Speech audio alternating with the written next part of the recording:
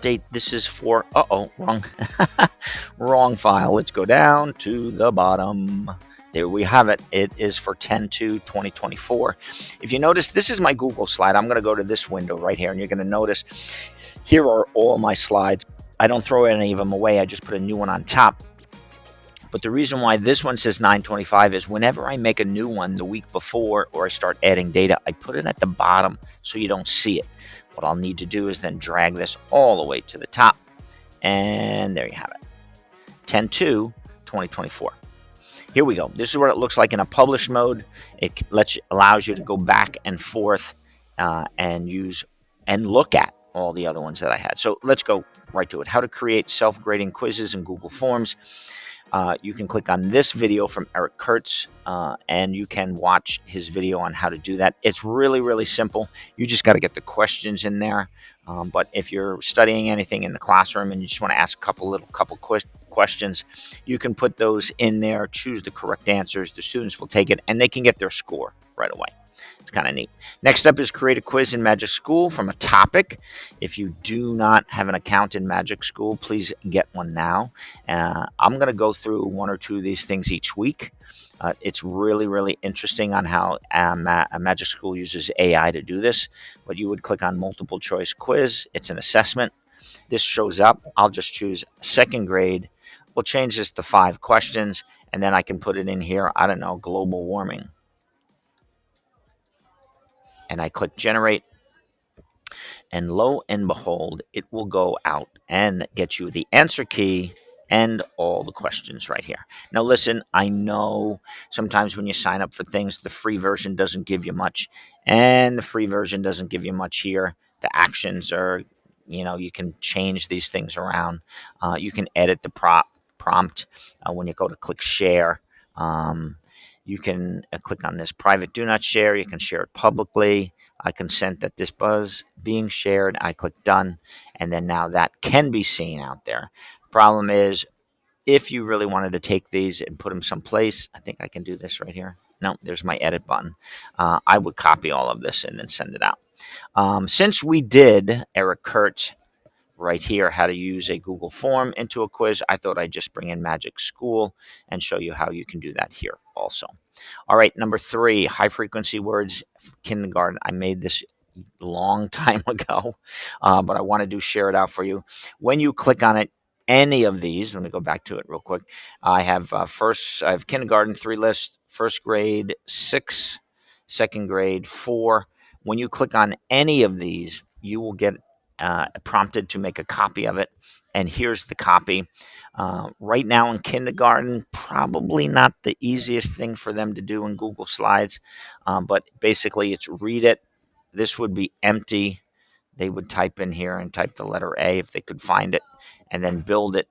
They would take the letter A here and put it right on top. Here's the problem in kindergarten, first grade, sometimes even second grade. This is a text box.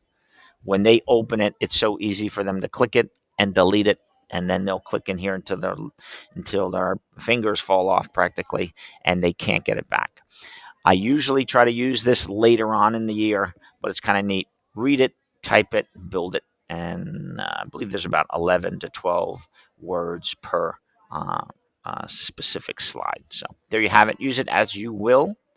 And then the next is going to be Need and Out. Oh, an online timer. Subscribe to Mr. Timer, his YouTube channel. I put it right here. I know a lot of you already have timers, but here's kind of pretty cool ones. They have some holidays. Let me click on all his videos right here. There's holidays. There's the piano. There's the moon. A van. It just almost seems like it goes on forever. But what you can do is you can actually, if I click this one right here, music's on. Music plays in the background. I can click share, copy that link, and then I can put it right onto my screen. Now, while I'm doing this, and if you notice, there were one other YouTube video. Here's a trick of the trade. Look what I do. I go up to the location window. I click in between the T and the U in YouTube of the address. I put a dash. I hit the enter key, and lo and behold, the menu on the right-hand side goes away. It's a kind of a trick of the trade. If you don't want to see all those little icons and videos on the right or the left hand side.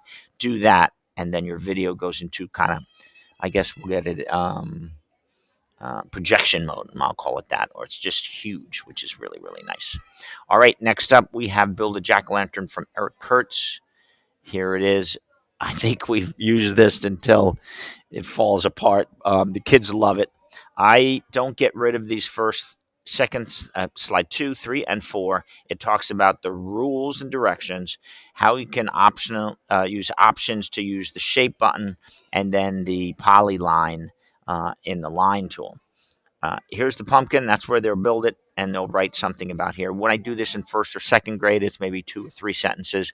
When I get into fifth grade, just for a fun activity, of course, they have to write more. Or I will give them a scenario that they have to finish. For example, Jack the jack-o'-lantern is getting chased by someone, and how does he get away? Basic and simple. You've used all this before, I believe. Here's the eye section. I put a blue box around the eye. I do a Control C on a Chromebook to copy. I go back to slide 5, and then a Control V, and there's the eyes. Move them around. Some kids like to do this tool right here. It's not a tool. It's just part of the image. And what you can do is when you put your mouse on the little red dot, you can actually rotate all these images back and forth. It's kind of neat. There you have it. So there's 2 sets of eyes, some mouths, arms, legs, hats, stuff like that. Kind of neat. What I do when I do it with my Win kids, I then take a screenshot of this and then I put it up on the foyer TV, which is kind of neat. So there you have it. And next up, you're going to see Artland days for October. Here we are. Every month has they go into Artland, and for example, it was Custodians Day today. And then if you want, you can draw a custodian. Techie Day is tomorrow. Cinnamon Bun Day. Never knew about that. That's on Friday. Dessert Day. There's a little piece of pumpkin pie. That's an easy one to draw. I've drawn that a few times. It's kind of neat. And to use this as a drawing program, the program you could use is Google Canvas. You can use Pear Deck. And if you want, you can just throw some markers and some pencils on the table, and the kids can draw there. Last but not least is our Cube Daily Activities for October. There we have it. Cube for Teachers. This is interesting. It does send you out to other website. They are all safe. I'm going to click on this one. Let's build a tower. Hopefully this works. And then here's a video where you can, it's kind of like a STEM challenge. I'm going to close that. We're going to get to, I clicked, oh, here's this. It's, let's play Ninja Typing. This doesn't work. You have to click on the link up on the top. When you get here, let's play 3 letters, 1 letters, 4 letters. Let's do 4 letters. I click play. It counts down. And lo and behold, there it is. Gulp. Notice it is copying, timing down. Sorry. Let's try it again. GULP, gulp. And then you get a little surprise. And then there you have it. All right. There you have it this week. This is Mr. C's Tech Update for 10/2. I'm going to hit the refresh button right here.